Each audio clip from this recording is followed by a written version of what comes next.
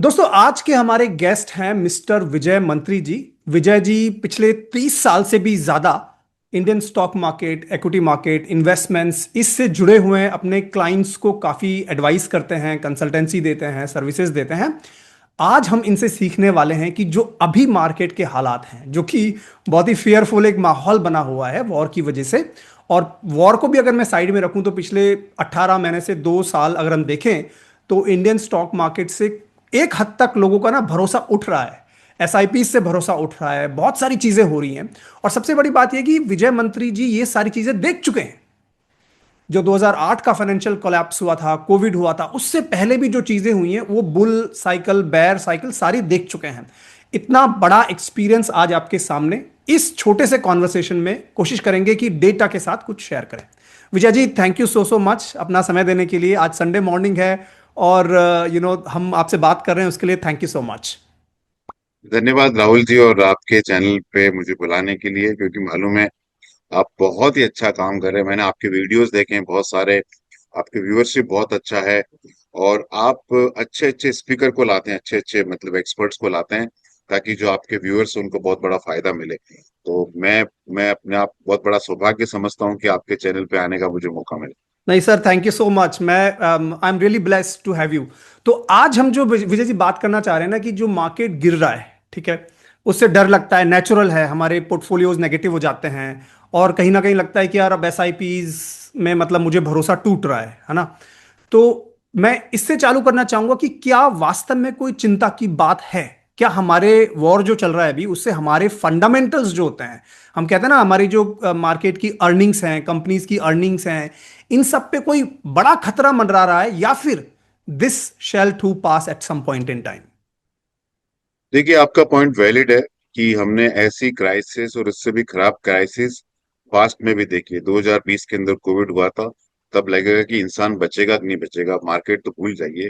उसके पहले जीएफसी देखा 2008 में, फिर यूपीए 1, यूपीए 2 देखा, 92 देखा, ईयर 2000 देखा। और हर बार हर क्राइसिस लगता है कि इसमें तो बहुत बड़ा प्रॉब्लम होने वाला है। देखिए, इक्विटी मार्केट बहुत ही ब्रूटल होता है। वो हर क्राइसिस के अंदर अपॉर्चुनिटी देखता है। जब ग्लोबल फाइनेंशियल क्राइसिस हुई तो डोमेस्टिक कंपनी का फोकस ज्यादा हो गया, इंटरेस्ट रेट ऊपर गया, करेंसी टूटा। तो वहां पे जिस तरह की कंपनी में प्रॉफिट बना वो अलग तरह की कंपनी थी।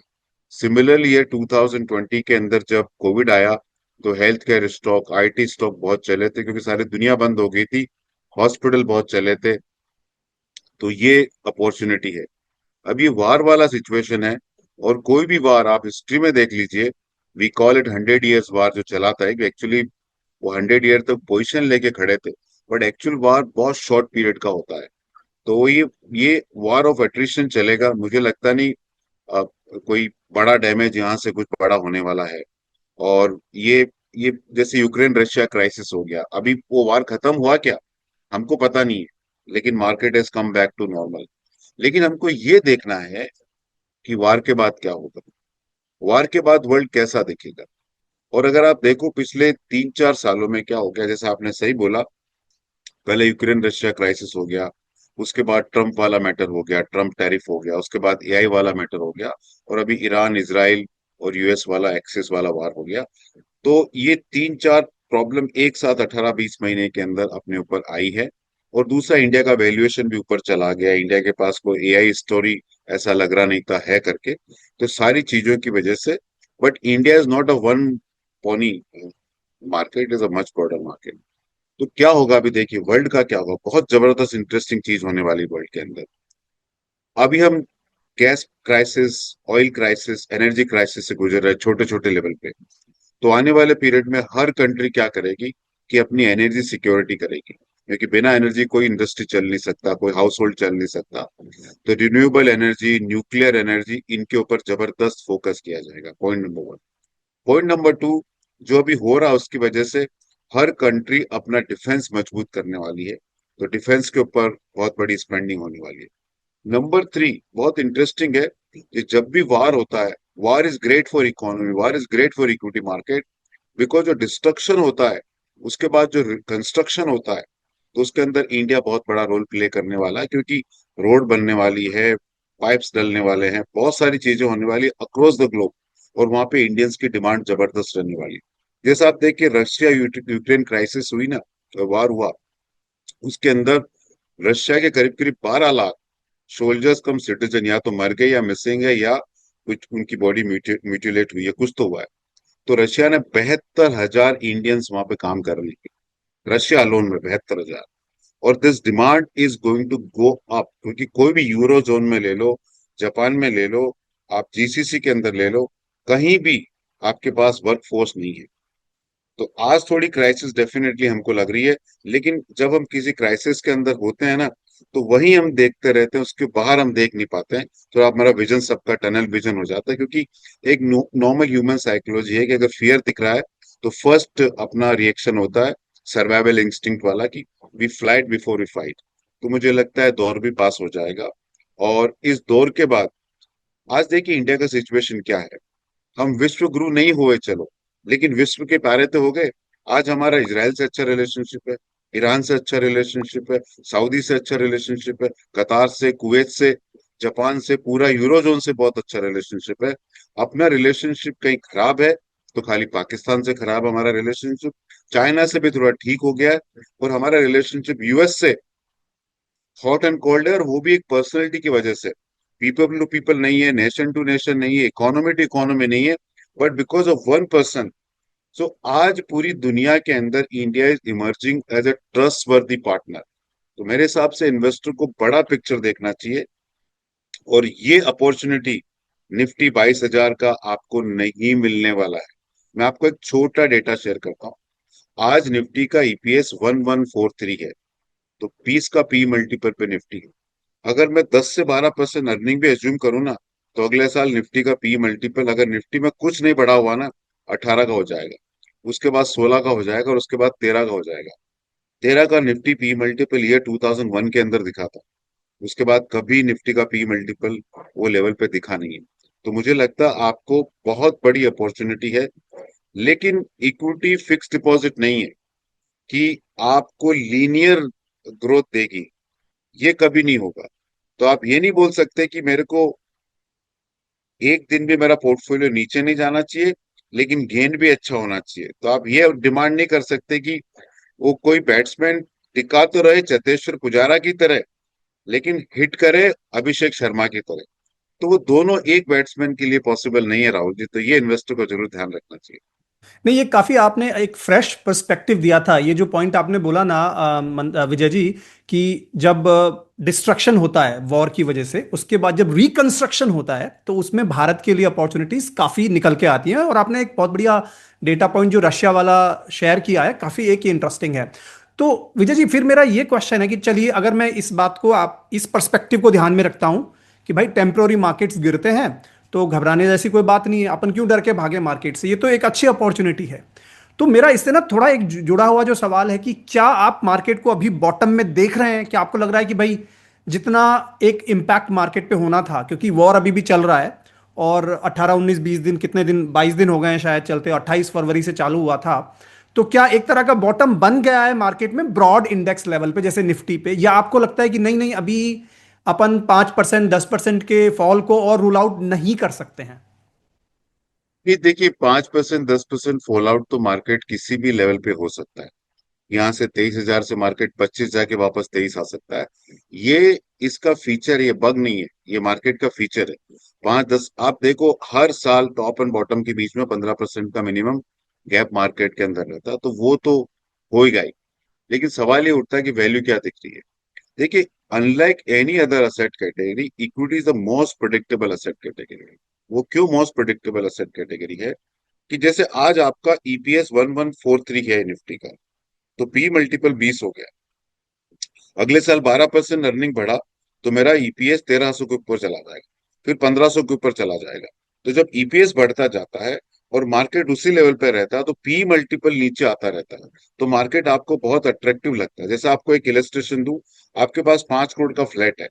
उस 5 करोड़ के फ्लैट के ऊपर आपको 2 लाख रुपए सपोज महीने का रेंट आ रहा है। अभी प्रॉपर्टी का दाम नहीं बढ़ रहा, लेकिन वो 2 लाख रुपए का रेंट अगले साल 2.25 लाख हो गया, फिर अगले साल 2.5 लाख हो गया, फिर अगले साल 3 लाख हो गया, फिर 3.5 4 5 हो गया। तो जो जो आपका रेंटल यील्ड बढ़ता जाएगा, सपोज आपका रेंट बढ़ के 3 लाख रुपया हो गया, तो आपको 36 लाख रुपया साल का रेंट मिलेगा, और 5 करोड़ की प्रॉपर्टी पे 36 लाख रुपया रेंट, मतलब 7% आपको रेंटल यील्ड आ रहा है, अगर प्रॉपर्टी प्राइस नहीं बढ़ा तो। इक्विटी मार्केट में वही चीज है। इक्विटी में सबसे खूबसूरत चीज क्या है? Unlike any other asset category which is driven by demand and supply, like metal is driven by demand and supply, equity में डिमांड एंड सप्लाई तो है ही है, लेकिन एक बहुत ब्यूटीफुल चीज इक्विटी के अंदर है कि उसकी अर्निंग।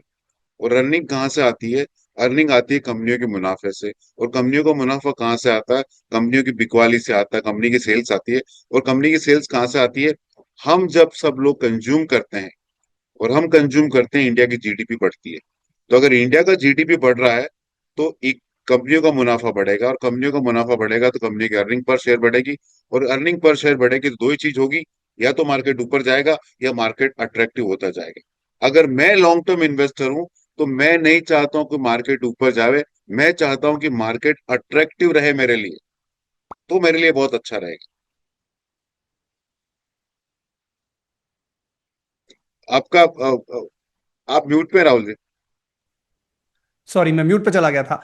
मैं ये पूछना चाह रहा था विजय जी, तो ऐसे मार्केट में अभी बाइंग की हमें रफ्तार बढ़ानी चाहिए क्या, क्योंकि मार्केट गिरा हुआ है। अगर मैं अपनी बाइंग और ज्यादा करता हूं मार्केट में, चाहे वो म्यूचुअल फंड्स हैं चाहे एसआईपीज हैं, तो क्या मेरे लिए फायदा रहेगा? बहुत बड़ा फायदा रहेगा, लेकिन बाइंग के पहले आपको ये सवाल अपने आप से पूछना है। प्री मॉर्टम करो, पोस्ट मॉर्टम मत करो। प्री हम्म। मॉर्टम क्या होता है कि आप इन्वेस्टमेंट करने से पहले हो बोलो कि अगर मेरी कॉल सही नहीं गई तो क्या होगा। जी। तो आज आपके पास पैसा डालने को है, आप एफडी में डाल सकते हैं 7% पे, और इक्विटी में डाल सकते हैं। 1 साल बाद हो सकता है इक्विटी मार्केट यहाँ से 20% नीचे रहे, और एफडी आपकी 60% रिटर्न दे रही है, तो आपको लगता है दोनों का गैप 27% है, तो मेरे फेवर में काम नहीं किया। लेकिन 1 साल बाद ये भी हो सकता है कि इक्विटी मार्केट 20% रहे और आपका एफडी 60% रहे, तो आपको फीलिंग ऑफ मिस आउट नहीं होना चाहिए फिर उसके बाद। तो आप इक्विटी में लें तो ये मान के चले कि किसी भी लेवल पे आप पैसा डालें, मार्केट 5, 10, 15, 20%, 1 साल, 1.5 साल, 2-2 साल तक रिटर्न नहीं देगा। लेकिन तब आप नहीं घबराए, तो ही आपका बड़ा पैसा इक्विटी में बनेगा। अगर आप पोर्टफोलियो ड्रॉ डाउन से घबराते हैं, तो very honestly equity is not asset category for you. ठीक है, ठीक है। नहीं, बिल्कुल समझ में आता है मुझे ये पॉइंट। तो जो एसआईपी इन्वेस्टर्स हैं, जनरली उनको ये क्वेश्चन होता है कि भाई अब जब मार्केट गिर रहा है, ठीक है, तो क्या मैं अपनी एसआईपीस को रोक दूं, या फिर मैं अपनी एसआईज पे टॉपअप चला दूं या बढ़ा दूं? दोनों ही तरह के लोग होते हैं, कुछ लोग घबरा जाते हैं, कुछ लोग नहीं घबराते हैं। आपके पास कोई ऐसा डेटा पॉइंट है जिससे कि हम ये एक्चुअली देख पाएं कि भाई पहले अगर जब मार्केट गिरा है और अगर एसआईपीस बढ़ाई हैं या कम करी हैं, तो किस तरह का बिहेवियर निकल के आया है? तो एक्चुअली ये राहुल जी अपना पहले ही बात हो चुका है। मेरे हिसाब से एसआईपी के अंदर good returns are good return, but bad returns are the best return. Bad जब रिटर्न्स आर द ऐसा बेस्ट रिटर्न्स। बेस्ट रिटर्न, और मैं आपको दिखाता हूं, आप मुझे शेयर का परमिशन दीजिए प्लीज, मैं आपको डेटा पॉइंट दिखाता हूँ। जी, शेयर करिए, आप देखिए। अभी राहुल जी देखिए, hopefully audience can see this. ये है 2007 दिसंबर, और यहाँ पे सेंसेक्स टॉप में गया था। और सपोज किसी ने यहाँ से 1 लाख रुपए की एसआईपी चालू की, तो उसको 4.929 यूनिट्स आए, 1 लाख रुपए इनका इन्वेस्टमेंट रहा। अगले महीने मार्केट गिरा, 17,000 हो गया। आपकी एसआईपी कंटिन्यू रही, आपकी एसआईपी चल रही है। ये मार्केट का लेवल है, ये टाइम पीरियड है, दिसंबर 2007 से लेके अप्रैल मई 2009 तक। और ये सेंसेक्स का लेवल है, और ये आपका पर मंथ एसआईपी है, और आपके पर मंथ यूनिट अलॉट हो रहे हैं ये। और ये आपके क्यूमुलेटिव यूनिट है, मतलब ये प्लस ये हो गया।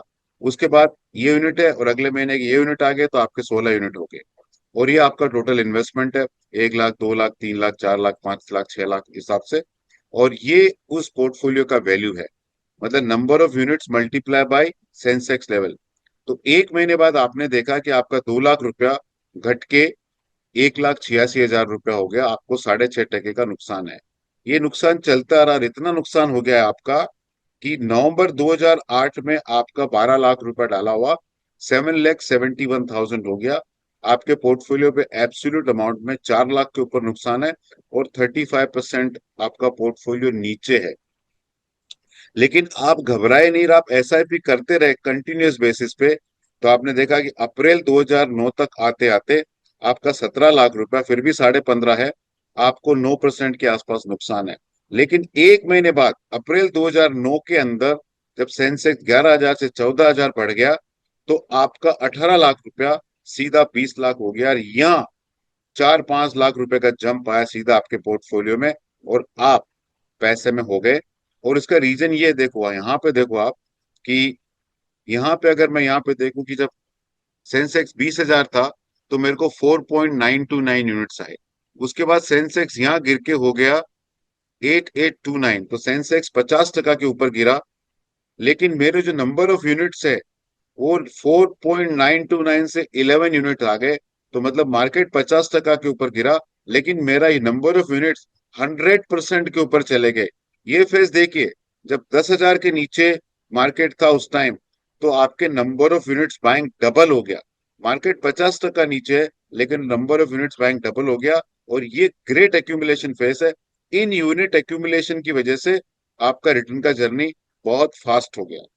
तो ये डेटा, और ये डेटा आप 2008 का देख सकते हैं, कोविड पीरियड का देख सकते हैं, 1992 का देख सकते हैं, ये 2000 का देख सकते हैं। आपको मालूम पड़ेगा कि बिकॉज ऑफ दिस, ये आपने खराब रिटर्न देखा, इसलिए आपको इतना बड़ा एक महीने में रिटर्न देखने को मिला, और उसके बाद तो बहुत अच्छा पैसा बनता गया कंटिन्यूस बेसिस पे। तो इन्वेस्टर को ये डेटा देखना चाहिए, अपना प्रेजेंट पोर्टफोलियो के साथ साथ ये भी देखना चाहिए कि हिस्ट्री में ऐसा हुआ है। नहीं, काफ़ी इंटरेस्टिंग है ये data point. So thank you, आपने शेयर किया।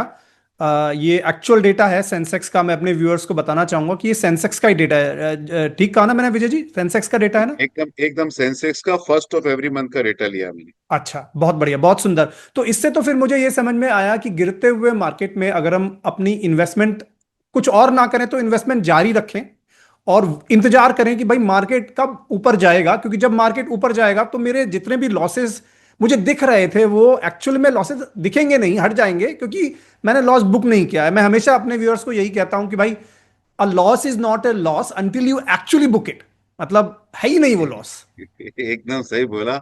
और वो मैं आपको बताऊं कि मैंने एक शिवरात्रि को, अभी शिवरात्रि आने वाली है, शिवरात्रि को मैंने हर हर महादेव करके एक चीज बोली थी कि every person can be Mahadev. और महादेव की खासियत क्या है कि जब अमृत, मतलब सबको रिटर्न चाहिए, अमृत चाहिए, लेकिन रिटर्न के पहले विष आता है, हलाल आता है, उसको हम बोलते हैं कि वॉलेटिलिटी आती है। तो महादेव होना चाहिए तो वो विष को ले ले, लेकिन पेट में नहीं ले, गले में उसको अटका के रखे। तो ये अगर आपने विष को पेट में ले लिया तो आपकी मृत्यु हो सकती है, लेकिन आपने गले में रोक के रखा, तो वही पोर्टफोलियो आपका, आपका गले में रोक के रखा, उसको रिडीम किया, तो आपने उस टेम्परेरी लॉस को परमानेंट लॉस में कन्वर्ट कर दिया। तो अगर आप कर पाए, विष को रोक पाए उस टाइम पीरियड में, तो यू कैन टू आल्सो, मतलब आप भी इन्वेस्टिंग के हर हर महादेव बन जाएंगे। बन सकते हैं। सुंदर सुंदर।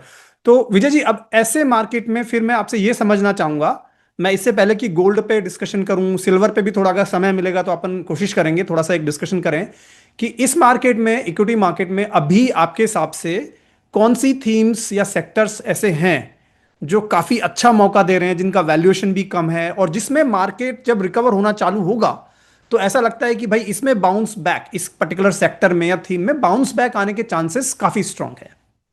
देखिए, मेरे को लगता है ऑटो डिफेंस ये बहुत बड़ा थीम चलने वाला है, क्योंकि सारी दुनिया ईवी की तरफ जा रही है, लेकिन आईसी के अंदर India has become the biggest produce, the least cost producer in the world. India बन गया है।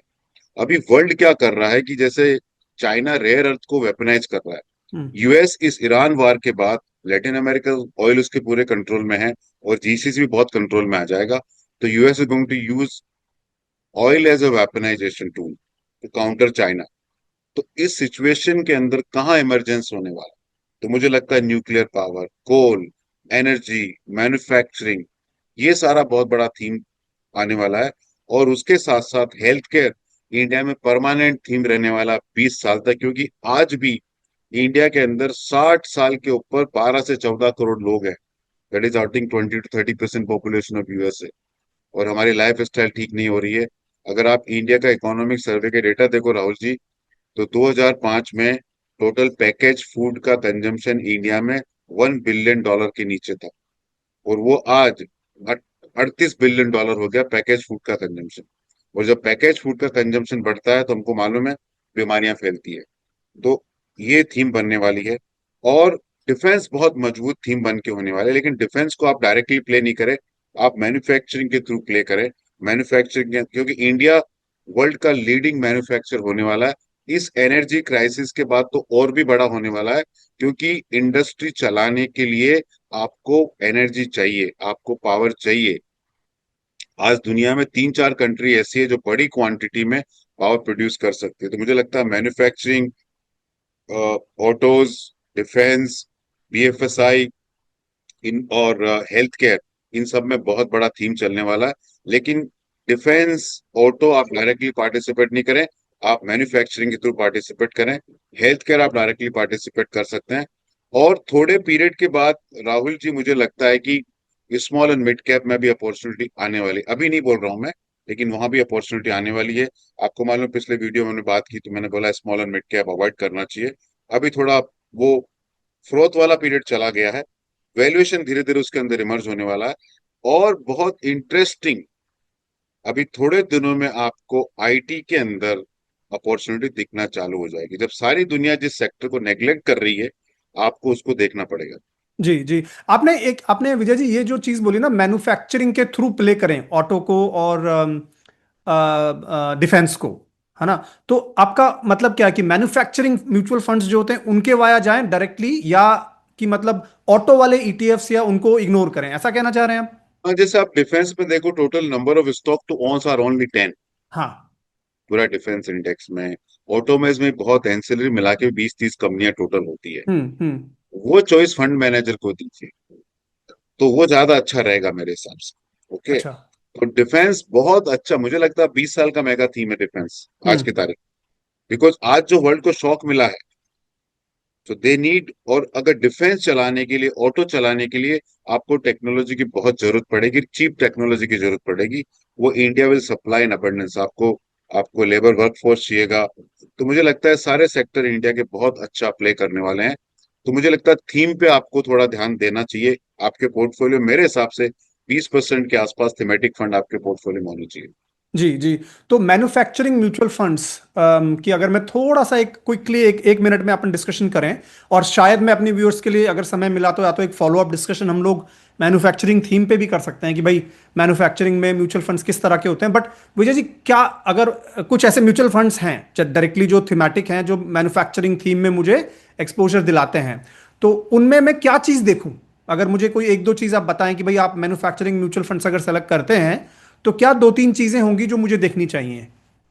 देखिए, पहला तो मैन्युफैक्चरिंग जो फंड्स है वो इंडिया में सिर्फ 3 साल, ज्यादा 3 साल के ऊपर ट्रैक रिकॉर्ड किसी का भी नहीं है। अच्छा। And pretty decent track record है, क्योंकि लॉन्च है भी।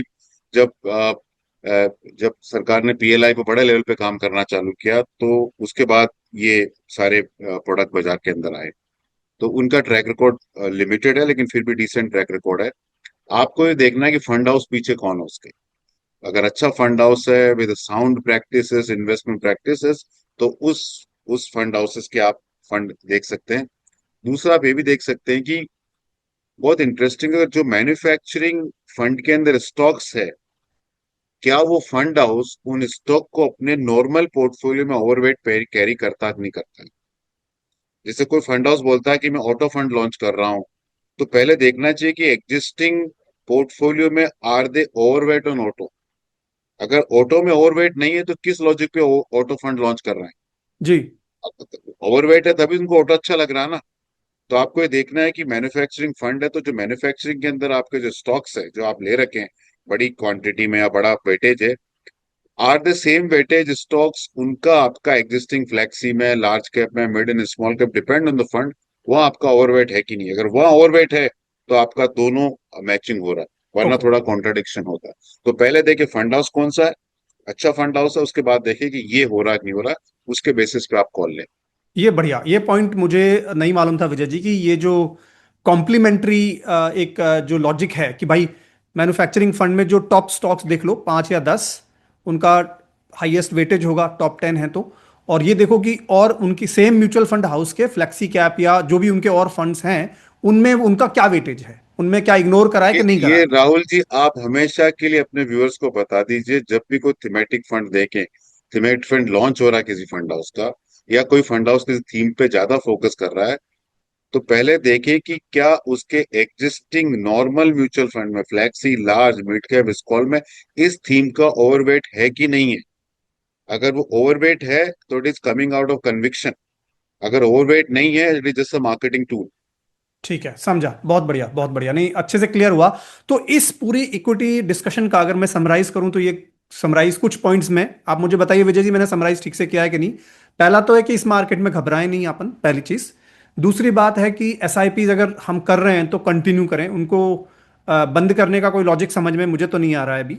और तीसरा, अगर आप इन्वेस्टमेंट और भी एक्स्ट्रा कर सकते हैं, आपकी अगर रिस्क एपिटाइट उतनी है कि भाई आप ये वॉलेटिलिटी जो हो रहा है, फ्लक्चुएशन, इसको अगर आप झेल सकते हैं, तो आप और भी इन्वेस्टमेंट कर सकते हैं। और उसमें अपन ने थोड़े से थीम्स की डिस्कशन करी, जैसे ऑटो आपने एक ग्रैनुलर लेवल पे बताया, डिफेंस बताया, हेल्थ केयर बताया जो एवरग्रीन है। बट ओवर आर्चिंग थीम आपने मैन्युफैक्चरिंग का बताया, क्योंकि भारत का मैन्युफैक्चरिंग जो है काफी सॉलिड दिख रहा है हमें, बहुत रीजंस हैं उसके।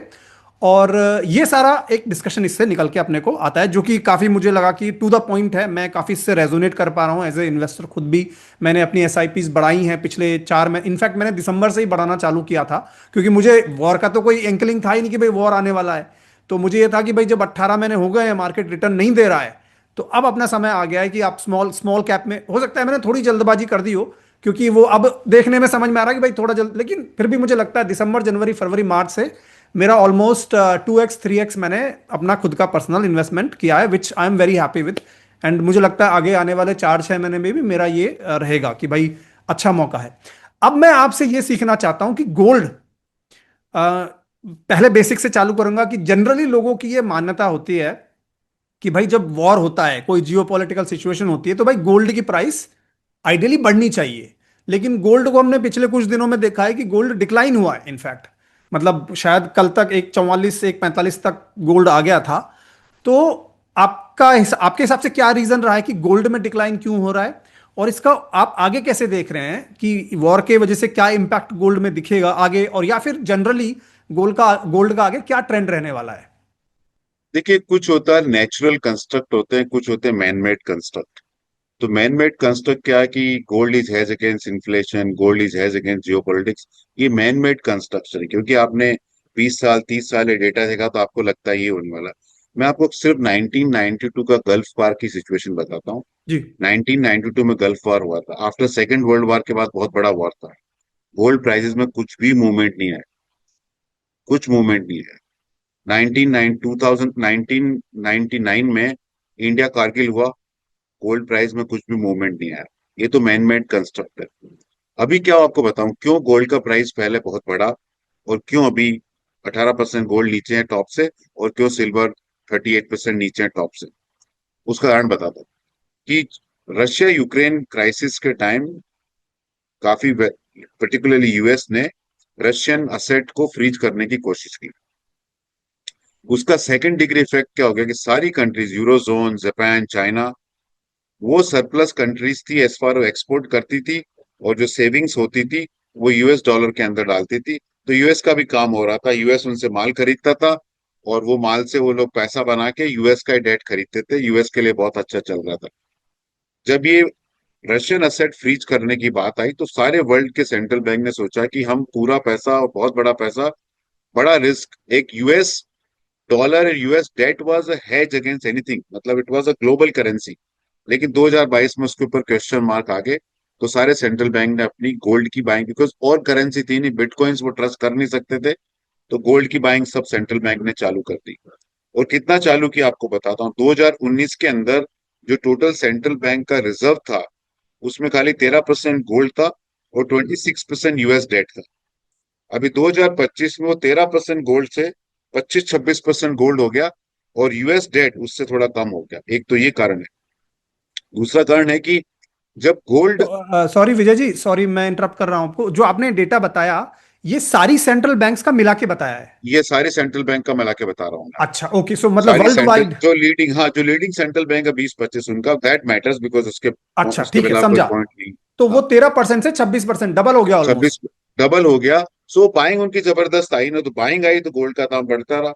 और 2025 में देखिए जब गोल्ड का दाम बढ़ रहा था, तो 3,500 टन साल में वर्ल्ड में गोल्ड आता है, उसमें कुछ 3,000 टन तो मैन्युफैक्चर होता है, 500-600 टन रिसाइकल होता है। तो उसमें करीब 17-18% सेंट्रल बैंक का बाइंग होता है, करीब 25% आपका एक्चुअल ज्वेलरी कंजम्पशन होता है। लेकिन इस बार 45% खाली इन्वेस्टमेंट वाला था, ईटीएफ और फिजिकल गोल्ड का। बिकॉज गोल्ड प्राइस बढ़ रहे थे, सारी दुनिया उसकी तरफ चली गई थी, बिकॉज इन्वेस्टर का साइकोलॉजी है कि जहाँ अच्छा पैसा बनता है वहां और पैसा डाल के उस एसेट को इन्फ्लेट करते हैं। ये हमेशा होता है। तो अभी जब ये क्राइसिस हुआ, गल्फ क्राइसिस हुआ, अभी ये ईरान और इजराइल वाला हुआ, तो जीसीसी के अंदर जो सरप्लस सेविंग थी, अब उनकी एयरलाइन नहीं चल रही है। यूरोजोन के अंदर, जापान के अंदर, चाइना के अंदर जो एक्सपोर्ट से एक्सेस सेविंग होती थी, वो सेविंग बंद हो गया। तो उनके सेंट्रल बैंक्स ने बाइंग करना बंद कर दिया। आपको डेटा दिखाता हूँ, 2025 के अंदर average monthly buying of central bank was 25 to 27 tonne per month. वो 2026 जनवरी में 25-26 से 6 टन आ गया। और कुछ सेंट्रल बैंक तो गोल्ड बेचा, जैसे रशिया, बैंक ऑफ रशिया ने 9 टन गोल्ड बेचा जनवरी में। बल्गारिया ने कुछ कुछ टन गोल्ड बेचा है। और वो अपना गोल्ड निकाल रहे हैं ताकि they could fund certain thing. तो अभी सेंट्रल बैंक एक्चुअली बेच रहा गोल्ड, ना कि खरीद रहा है। तो एक बहुत बड़ा जो बाइंग आया, और अभी गोल्ड हो गया पहले, अभी गोल्ड प्रो साइकिल हो गया, क्योंकि आपके पास पैसा आएगा, एक्सपोर्ट की अर्निंग रहेगी, सेविंग्स रहेगी, तो ही आप गोल्ड में डालोगे ना। जब आपकी सेविंग ही नहीं है। आज ये चार इतिहाद और Kuwait airline, Qatar airline, Emirates airline, चार बड़ी एयरलाइंस है। आज उन they were the leading airline of the world. आज वो स्ट्रेंडेड एयरलाइन सारी के सारे, तो खर्चे कौन चलाएगा उनका? इनका ऑयल प्रोडक्शन बराबर डिस्पैच नहीं हो रहा। इनकी इकोनॉमी पूरी की पूरी एनर्जी पे चल रही है। हमको तकलीफ हो रही है, बट वो भी सेलर, उनकी पूरी इकोनॉमी उस पर चलती थी। वो चैलेंज आ गया। आज दुबई के अंदर देखिए, जो ज्वेलर्स है, उन्होंने बहुत बड़ा स्टॉक कर रखा था ज्वेलरी का, गोल्ड का। अभी वो माल बिक नहीं रहा है, और सब बैंक लाइन लेके बैठे रहते हैं। तो आपका स्टोरेज का खर्चा आ रहा है, आपका बैंक इंटरेस्ट का खर्चा आ रहा है। एंड नोबडी थॉट कि दुबई मार्केट और जीसीसी के अंदर ऐसा कोई भी चैलेंज आएगा कि आप फिजिकल मूवमेंट भी नहीं हो पाएगा लोगों का। तो ये सारी रीजन की वजह से गोल्ड में थोड़ा आपको पर्टिकुलर गोल्ड और सिल्वर में आपको चैलेंज दिख रहा है। और तीसरा बहुत इंपॉर्टेंट फैक्टर है कि जब भी कोई एसेट कैटेगरी के अंदर एक्स्ट्रा ऑर्डिनरी रिटर्न आता है, तो सारी दुनिया उसकी तरफ भागती है। तब आपको थोड़ा पेशेंस रखना है कि मैं इसकी तरफ नहीं जाऊं। गोल्ड का रिटर्न जनवरी फरवरी 2026 में 10 साल का रिटर्न 16% के ऊपर चला गया था। ये 2011 में हुआ था इसके ऊपर रिटर्न। और उसके बाद 7-8 साल तक गोल्ड में अप्रिसिएशन नहीं हुआ। तो best time to invest in the gold when 10 year returns are less than 10%, and the worst time to invest in gold when 10 year returns are above 15%। तो अभी गोल्ड जब जैसे थोड़ा करेक्ट हुआ है, तो मान लीजिए अपन सिचुएशन लेके चलते हैं, मान लीजिए वॉर अगले 2 वीक या 3 वीक में मान लीजिए खत्म होता है। अब मुझे नहीं पता होगा कि नहीं, किसी को नहीं मालूम, हाइपोथेटिकली मान के चलते हैं, तो क्या रिबाउंड कर सकता है वापस गोल्ड? नहीं, मुझे नहीं लगता, बिकॉज आपने इतना अप्रिसिएशन देख लिया है। ओके, हम्म। तो बड़ा रिबाउंड नहीं होगा। और आपको बहुत, अभी तो बाहर पे बहुत एस्ट्रोलॉजर बता रहे हैं कि अप्रैल में खत्म होगा, बट आपको पता है बहुत इंटरेस्टिंग चीज है। 28 फरवरी को दुबई के अंदर वर्ल्ड एस्ट्रोलॉजर कॉन्फ्रेंस हुआ था, जी। और काफी एस्ट्रोलॉजर उसमें अटक गए। अच्छा। अच्छा, ये काफी इंटरेस्टिंग था। So coming back to the point, अगर आपको गोल्ड एक्चुअल यूज में लेना है, जैसे आपकी शादी है, तो now start buying every month. जैसे आपने गोल्ड का दाम 160 देख लिया, अभी 145 है। आप तब 160 दाम था, तो आप क्या उम्मीद करके रहते थे कि या थोड़ा गिर जाए तो खरीद लेता हूँ? तो गिर गया। अभी अगर एक्चुअल आपका यूज में चाहिए शादी वादी के लिए, start buying every month, every 15 days, because you never know the top and bottom of the gold. तो अगर एक्चुअल यूज करना है, तो आप जरूर खरीदिएगा। और अगर 100, 120, 130 आता, तो I think you can buy more of the gold. और उसके नीचे आया तो आप और ज्यादा गोल्ड खरीद सकते हैं, बट एक्चुअल यूजेस के लिए। लेकिन एक बात ध्यान रखिए राहुल जी की, जब गोल्ड हम खरीदते हैं, 160-165 का भाव दे के 140 में सस्ता दिखता है, वी वांट टू बाय मोर। 120 पे सस्ता दिखता है, अब गोल्ड 80,000 हो जाए, तो आप और मैं क्या करेंगे बताइए? पॉसिबल है, मतलब कुछ भी हो सकता है, लेकिन मुझे लगता है पर्सनली कि शायद 1 लाख के नीचे जाना गोल्ड का काफी नहीं डिफिकल्ट नहीं, मैं दिखता है। मैं नहीं बोल रहा हूँ जाएगा, मुझे पता नहीं, मतलब सपोज 80,000 हो जाए, हाँ। तो आप और मेरी फैमिली क्या करेगी? Go and buy gold. बहुत सस्ता हो गया, हम्म हम्म हम्म इसलिए गोल्ड में पैसा बनता है। हम्म। वही अगर इक्विटी मार्केट टूटे तो क्या रिएक्शन होता है? भागो। भागो। गोल्ड टॉप से 18% नीचे है, हाँ। निफ्टी टॉप से खाली 12% नीचे है, जी जी। लेकिन पैनिक कहाँ पे है? इक्विटीज में। यही प्रॉब्लम है। और यही हमको सीखना है इंडियन हाउसवाइफ से। इंडियन हाउसवाइफ से क्या सीखना है कि गोल्ड में कोई व्यू नहीं लेना है, हर दाम पे खरीदना है, with the intent never to sell. Right right right right. नहीं, काफी ये इंटरेस्टिंग पॉइंट है। मैं सिल्वर पे भी थोड़ा सा आपका व्यू लेना चाहूंगा कि सिल्वर में अभी मंदी है थोड़ी, मतलब कंपैरेटिवली मंदी। ये बड़ा अजीब सा पॉइंट है, इसको मंदी बोले या हम इसको तेजी बोले, क्योंकि सिल्वर के भाव पहले 4 के ऊपर क्रॉस हुए थे, 4 लाख, और उसके बाद अब जो गिर के 233 235 के आसपास का एक हॉवरिंग है। और मैंने ये भी देखा कि 215 को नहीं तोड़ पाया है सिल्वर। मतलब अगर जो प्रेशर आया भी है सेलिंग का, तो 215 के आसपास का जो है ना, काफी स्ट्रांग वहां पे बाइंग आ गई वापस से, और वापस से सिल्वर या तो 230 चला गया, 35 चला गया। तो सिल्वर का आउटलुक कैसा लग रहा है, वॉर की वजह से या इन जनरल आपको? लोग, मुझे पता नहीं क्या होने वाला, लेकिन सिल्वर में लोग पैसा नहीं बना पाएंगे। गोल्ड में लोग पैसा बना लेते हैं क्योंकि होल्डिंग पीरियड बहुत लंबा होता है। जी। सिल्वर के अंदर रिटर्न बहुत अच्छा दिखेगा, लेकिन इन्वेस्टर का रिटर्न सिल्वर में काफी अच्छा दिखेगा नहीं, बहुत कम लोगों का अच्छा दिखेगा, क्योंकि सारा एक्साइटमेंट 2-2.5 लाख के बाद चालू हुआ। हम्म तो चार्ट पे देखेंगे तो 5 साल का रिटर्न बहुत अच्छा दिखेगा, 3 साल का रिटर्न बहुत अच्छा दिखेगा, 2 साल का अच्छा दिखेगा, लेकिन इन्वेस्टर का खुद का रिटर्न अच्छा नहीं दिखेगा, क्योंकि वो ज्यादा एक्सेसिव बाइंग 2.5 लाख, 3 लाख, 3.5 लाख पे जबरदस्त लोगों ने वहां जाके बाइंग की है। तो जो ऐसी वोलेटाइल असेट कैटेगरी होती है जो कंप्लीटली डिमांड और सप्लाई पे डिपेंड करती है ना, उस असेट कैटेगरी के अंदर इन्वेस्टर को पैसा बनाना बहुत ज्यादा मुश्किल काम है।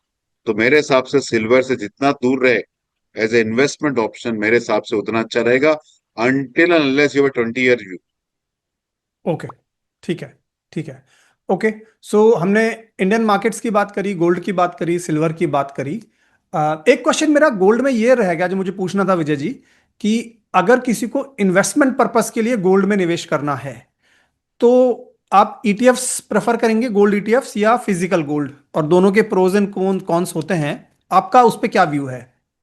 देखिए, मेरे हिसाब से very unfortunate but very one of the best way to buy gold is actually jewellery.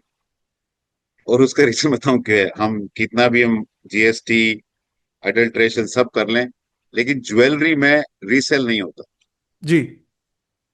घर की लास्ट चीज, इसलिए वो लंबा टिकता है, जनरेशन टू जनरेशन टिकता है, इसलिए वो आपका पैसा बहुत अच्छा बन जाता है। डेफिनेटली उसमें रिस्क है, फिजिकल थ्रेट टू लाइफ है, चोरी चकारी का, घूमने का, सब रिस्क है, वो है, but we just talking theory. दूसरा, आप फिजिकल बुलियंस ले सकते हैं, वो भी बहुत अच्छा प्रोडक्ट है।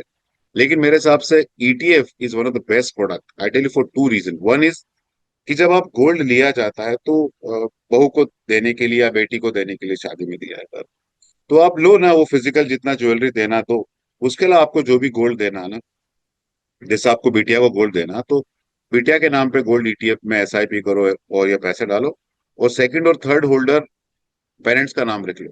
हम्म। तो शादी में आप 5 लाख का गोल्ड ईटीएफ दिखा सकते हो, जैसे पहले एफडी भी दिखाते थे लोग, कैश दिखाते थे, गोल्ड ईटीएफ दिखा सकते हो, लेकिन आपकी बिना परमिशन के वो पैसा रिडीम नहीं हो सकता। जी तो आपने बच्चे को दे भी दिया, लेकिन ससुराल वाला उसको लेके नहीं जा सकता। जी। बहू को दे दिया, लेकिन आपके कंट्रोल में रहेगा वो। एक तो ये, दूसरा, रुपी कॉस्ट एवरेजिंग बहुत जबरदस्त टूल है, जो एसआईपी के अंदर भी काम होता है, और गोल्ड में आपको बताऊं कैसे काम आता है। इसमें टाइम वैल्यू ऑफ मनी नहीं लिया मैंने, बट एक सिंपल आपको मैथमेटिक्स बताता हूँ कि पिछले 40 साल अगर आपने हर धनतेरस 10 ग्राम सोना खरीदा, तो 40 साल में 400 ग्राम आपका सोना हो गया, और उसका टोटल कॉस्ट 8 लाख आया। तो हर साल अप्रोक्सीमेटली 20 हजार का आपका बाइंग हुआ। आपने रिवर्स किया कि हर साल 10 ग्राम सोना खरीदने के बजाय हर साल आपने 20 हजार रुपए का सोना खरीदा होता, तो 400 ग्राम की जगह आपका सोना 1100 ग्राम एक्यूमुलेट हुआ। वो क्यों हुआ? क्योंकि जब आप फिक्स क्वांटिटी खरीदते हो, तो 1,60,000 दाम है तो 1,60,000 लगा, 4,000 दाम है तो 4,000 रुपए लगा। जब आप फिक्स अमाउंट खरीदते हो, तो 20 हजार दाम, 4,000 रुपए दाम, तो आपने 20 हजार रुपए लगाया, तो आपको 50 ग्राम सोना है। इसलिए आपका एवरेज कॉस्ट हमेशा नीचे रहता है फिक्स अमाउंट खरीदने में। ये आप स्टॉक्स में भी कर सकते हो। आपने एक स्टॉक लिया, 500 रुपये दाम तो 500 लगा, 700 था 700 लगा, 1000 था तो 1000 लगा, 2000 था तो 2000 लगा। लेकिन उल्टा किया आपने कि मैं 1000 रुपए के स्टॉक खरीदूंगा हर महीने पर्टिकुलर स्टॉक, तो जो 500 रुपये दाम था तो दो स्टॉक आ गए, इसलिए आपका एवरेज ज्यादा अच्छा रहता है। तो रुपी कॉस्ट एवरेजिंग के लिए आपको गोल्ड ईटीएफ करना चाहिए, और फिजिकल सेफ्टी के लिए भी आपको, और उसके लिए भी आपको, प्रोटेक्शन के लिए भी आपको गोल्ड ईटीएफ मेरे हिसाब से लेना चाहिए। जी। और इंडिया में जो भी गोल्ड ईटीएफ है वो 100% बैक्ड होता है फिजिकल गोल्ड, कोई आर्टिफिशियल नहीं है। और फिजिकल गोल्ड वो इंडिया के अंदर सेफ वॉल के अंदर होता है, कहीं बाहर पड़ा नहीं होता किधर। जी। नहीं, मैंने ये प्रश्न पता है आपको क्यों पूछा? मैं कल ना, मैं जब अपना जिम गया था मैं, तो मैं रेडेलियो हैं, रेडेलियो जो बहुत बड़े एक इन्वेस्टर हैं, उनको मैं सुन रहा था, और उनका लेटेस्ट वीडियो आया था। तो उन्होंने जो करंट एनवायरनमेंट है उस पे ना 4 इन्वेस्टमेंट्स बताए थे, और उसमें उन्होंने सरप्राइजिंगली इक्विटीज को लिस्ट ही नहीं करा, क्योंकि उनको ऐसा लगता है, और मैं ऐसा नहीं कह रहा कि मैं उनसे पूरी तरह सहमत हूं। उनका व्यू ये है कि जिस तरह की अभी विश्व में एक मिसट्रस्ट क्रिएट हो गया है, और जिस तरह का डेट यूएस के ऊपर है, और यूएस डॉलर का जो अभी एक डाउनफॉल चालू हुआ है पिछले कुछ सालों से, उसको मद्देनजर रखते हुए उन्होंने कहा था कि अगर आप गोल्ड खरीदते हो तो गोल्ड जरूरी है आप खरीदें, पोर्टफोलियो में 15 से 20% रहना चाहिए, उनका मानना है। लेकिन उनका कहना है कि गोल्ड आप फिजिकल खरीदें, क्योंकि कहते हैं कि मैं ट्रस्ट नहीं करता किसी को भी, कि भाई मैंने कोई गोल्ड का म्यूचुअल फंड खरीद लिया, पेपर गोल्ड गोल्ड खरीद लिया, डिजिटल गोल्ड खरीद लिया, ईटीएफ खरीद लिया, क्योंकि जब हमारा ट्रस्ट का इशू ही आ गया है तो मेरे पास होनी चाहिए वो चीज। उनका पॉइंट ये था कि भाई अगर मेरे पास फिजिकल गोल्ड है तो मैं इस गोल्ड को लेके कहीं भी बेच सकता हूं, इंडिया में भी बेच सकता हूं, बाहर भी बेच सकता हूं, कहीं बेच सकता हूं। ये ग्लोबली ट्रेडेड एक वैल्यू है।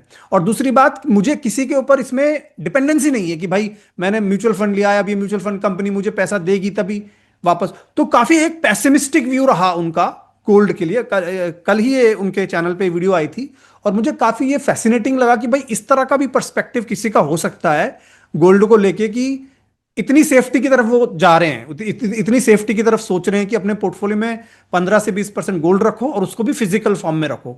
तो इसीलिए मैंने आपको एक क्वेश्चन पूछा कि भाई मतलब आपका क्या व्यू है, कि आपको लगता है ईटीएफ और फिजिकल गोल्ड में एक सामंजस्य बनाएं, जो कि मुझे लगा आपने एक बैलेंसिंग अप्रोच यहां पे हमें देने की कोशिश करी। भाई फिजिकल गोल्ड की भी जरूरत होती है, लेकिन आप गोल्ड ईटीएफ के अगेंस्ट नहीं है, मतलब यू आर सेइंग कि वो भी बैक्ड होता है गोल्ड से, तो you are fine with that. मैं इंडिया में बहुत क्लियर है, सेबी का मैंडेट बहुत क्लियर है कि जो भी आप गोल्ड ईटीएफ में पैसा डालते हो, असेट मैनेजमेंट कंपनी को उतना ही वैल्यू का गोल्ड खरीद के सेफ वॉल में डालना होता है। तो every money which is in gold ETF is completely backed by 100% physical gold. India में पेपर गोल्ड नहीं है ईटीएफ के अंदर, पूरा बैक्ड है पूरा का पूरा फिजिकल गोल्ड से। ठीक है, ठीक है। तो आई थिंक वो क्लियर होता है। तो हमने काफी बात करी। मैं एक और आपसे क्वेश्चन पूछना चाह रहा था, और फिर हम एक इसको समराइज करने की कोशिश करेंगे, वो है यूएस स्टॉक मार्केट का। ठीक है। तो यूएस स्टॉक मार्केट इतने टर्बुलेंस, मतलब यूएस खुद वॉर में इन्वॉल्व है, हम वॉर में इन्वॉल्व नहीं, हमारा मार्केट धड़ाम से गिरा है। उनका मार्केट, उनको वो डायरेक्टली वॉर में इन्वॉल्व हैं, डेट बहुत जबरदस्त है, और उनका मार्केट उतना उस लेवल का नहीं गिरा है। 1-2-3% करेक्शन है एसएनपी में, नैस्डैक में। तो क्या वजह आपको लगता है कि भाई क्यों ऐसा है कि यूएस का मार्केट काफी रिजिलियंट मार्केट है, अगर मैं इसको टर्मिनोलॉजी यूज करूं तो? ये क्या है कि बहुत इंटरेस्टिंग है, एपी सेंटर वार का इजराइल, जी। उसका मार्केट ऑल टाइम हाई चल रहा हाँ, ये भी एक पॉइंट है, बिल्कुल सही कह रहे हो आप। है। इसराइल का मार्केट एकदम ऊपर चढ़ा हुआ है, क्या क्या रीजन है? देखो, यूएस है ना, ये यूएस के ऊपर डेथ ऑफ डॉलर में 20 साल से सुनते आ रहा हूँ। हम्म। चाइना खत्म हो जाएगा मैं इतने सालों से सुनता रहा, 2008 से चाइना में ये हो जाएगा वो हो जाएगा। इंडिया खत्म हो जाएगा, ये फेवरेट टॉपिक रहा है टाइम्स मैगजीन का, इकोनॉमिस्ट का, कि इंडिया में चैलेंज है। ये देखिए क्या होता है, एक बात मान के चलिए कि जो पॉजिटिव बात करता है वो आदमी ऐसा लगता है कोई बेच रहा माल, जी। और जो नेगेटिव बात करता है वो लगता है कि आपको हेल्प कर रहा है। हम्म। But world belong to positive people because they makes money, they create innovation, they take positive view of everything in life. तो मेरे हिसाब से देखो, यूएस का बहुत तीन चार बहुत बड़ा एडवांटेज जो काफी लोग नहीं समझते। यूएस ऐसी कंट्री है जो सॉफ्ट कमोडिटीज में भी लीडर है, कॉर्न, व्हीट, मीट लीडर है, और टेक्नोलॉजी में भी लीडर है। बहुत कम ऐसी कंट्रीज होती है। एक तो नंबर वन। नंबर दो, यूएस का बहुत बड़ा एडवांटेज क्या है कि वहां के law maker come from entrepreneur background. वो कोई एडवोकेट एनजीओ से जड़ के नहीं आते। तो अगर आप फिन इन्फ्लुएंसर हैं, आप इन्फ्लुएंसर है, आपको अपनी इंडस्ट्री का चैलेंज मालूम है, सपोज आप में से कोई निकल के रेगुलेशन बनाए फिन इन्फ्लुएंसर के लिए, तो वो रेगुलेशन ज्यादा प्रैक्टिकल होंगे। तो US is run by business people. Third, और US is run by business people in way, उनका डोमिनेंस है। आपको एक इलस्ट्रेशन बताता हूँ। US is such a big land mass, लेकिन वह रेलवेज नहीं है बड़ा लेवल पे, क्योंकि एयरलाइन इंडस्ट्री, ऑटो इंडस्ट्री ने वहां रेलवे डेवलप ही नहीं होने दी।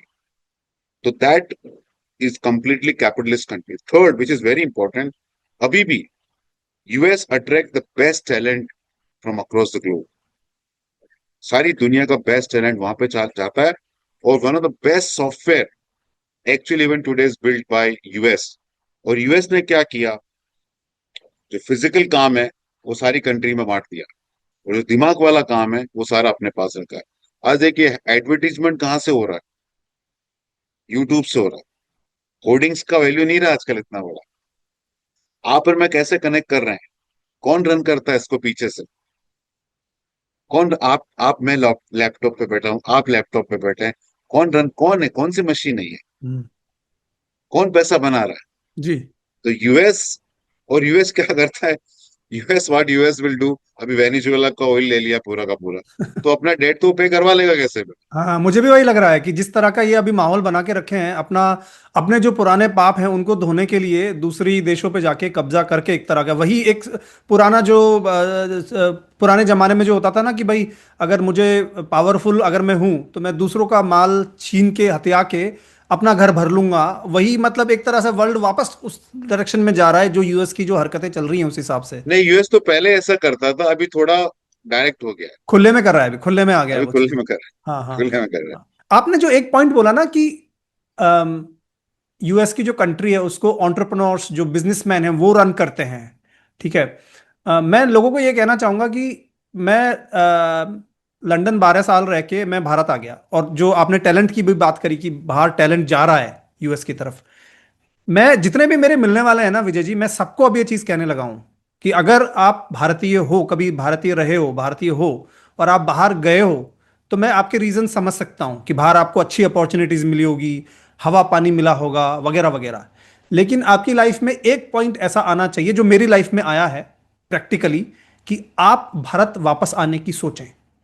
आप भारत नहीं आएंगे तो सोचिए कि भारत, और आप ये सोचिए कि अगर भारत आएंगे तो भारत पे आप कितना बड़ा फर्क कर सकते हो अपने देश के लिए।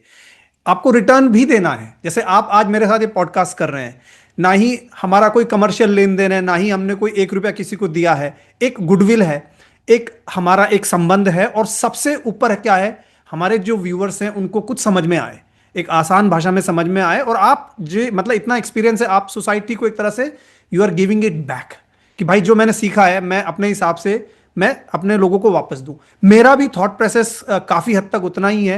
मैं सारा एक अच्छा हवा पानी और सब कुछ छोड़ के यहाँ क्यों आया हूं, इसीलिए आया हूं कि मुझे लगता है कि किसी लेवल पे चाहे कुछ मेरा कंट्रीब्यूशन जरा भी हो, एक कंट्रीब्यूशन हमारे देश के लिए बनता है। तो मैं सरप्राइज नहीं रहूंगा कि आगे आने वाले 10 साल में आपको जो ट्रेंड है ना, जो टैलेंट हमारा बाहर जाता है, ये रिवर्स भी दिखे आपको। और हमारे भारत में जो चीज़ें काफ़ी मतलब मुझे तो बहुत पसंद आता है यहाँ पे रहना, हमेशा से आया है। बाहर गया अपॉर्चुनिटीज़ के लिए, दुनिया एक्सप्लोर करी, लेकिन वापस कहते हैं ना अपने घर अपने घोंसले में वापस आ गए, वही चीज़ मैंने तो करी है। हालांकि हम थोड़ा डाइग्रेस कर रहे हैं अभी हमारे जो मेन टॉपिक था उससे, पर मुझे ये कहना था बात अपने व्यूअर्स को बहुत ही ऑनेस्टली और बहुत ही रॉ फॉर्मेट में कहना था। तो ये सारा हमने जो डिस्कशन करा, इसको अगर हम थोड़ा सा एक अगले 2 मिनट में समराइज करने की कोशिश करें विजय जी, कि अभी मार्केट गिर रहा है, गोल्ड में भी गिरावट है, सिल्वर गिर रहा है, थोड़ा बहुत गिर चुका है काफी। यूएस मार्केट अभी भी एक रेजिलियंट मार्केट दिख रहा है 2026 के लिए। अब एक इन्वेस्टर को इन सारी बातों को समझते हुए एक दो पॉइंट्स में आप मुझे बताएं कि क्या फैसले लेने चाहिए अपने पोर्टफोलियो को लेके, चाहे वो गोल्ड है, चाहे यूएस मार्केट है, चाहे इंडियन मार्केट है। कैसे 2026 को देखें, अभी भी अनसर्टेनिटी बनी हुई है, वॉर बना हुआ है, क्या करना चाहिए? देखिए, पहला तो अनसर्टेनिटी रहेगी, अनसर्टेनिटी जाने वाली नहीं है। ये मान के चले। It is like expecting our spouse, our siblings और पेरेंट्स और ब्रदर और sisters to have all the time very good loving affectionate behavior with us. It is unreasonable to expect, वो नहीं होने वाला है। आपको ये समझना है कि प्री मॉर्टम करो पैसा डालने से पहले, कि मैं 50% डेट में डालता हूँ, 50 इक्विटी में डालता हूँ। Equity can go up 20%, can go down 7%, 20% as well, but debt will always give me 6 to 7% return. लेकिन जब 6 to 7% रिटर्न आ रहा है तो मैं 20% को मिस नहीं करना चाहिए मुझे। ओके, तो प्री मॉर्टम करें और उतना ही पैसा डालें कि 3 से 5 साल में तो इक्विटी हर डेट को आउट परफॉर्म करेगा ही नहीं, हर डेट को आउट परफॉर्म करेगा 3 से 5 साल में। लेकिन इंटरिम पीरियड 1 साल, 1.5 साल, 2 साल ऐसा हो सकता है कि डेट विल डू बेटर, तब आपको तकलीफ नहीं होना चाहिए। और आपको ये भी नहीं बोलना चाहिए कि 1.5 साल बाद जब मार्केट बॉटम आउट हो जाएगा ना, तब मैं पैसा डालूं। तो मेरा सवाल ये है, जब मार्केट सपोज और भी नीचे गया, तो 26,200 का जो न्यूज दिखता था ना, वो 23,000 वैसे न्यूज नहीं दिखती, इसलिए 23,000 का बाजार है। जहां से मार्केट 21,000 हो जाएगा ना सपोज करो, तो उस टाइम न्यूज फ्लो और नेगेटिव रहे, तो हम कभी पार्टिसिपेट नहीं कर पा रहे। तो सबसे अच्छा तरीका है, आप पार्टिसिपेट करो with very clear understanding that my portfolio can go down 5%, 10%, even 20%, but I am not going to, मैं पैनिक नहीं होऊंगा। तभी आपका ढंग का पैसा बनेगा, वरना आपका ढंग का पैसा नहीं बनेगा। ठीक है।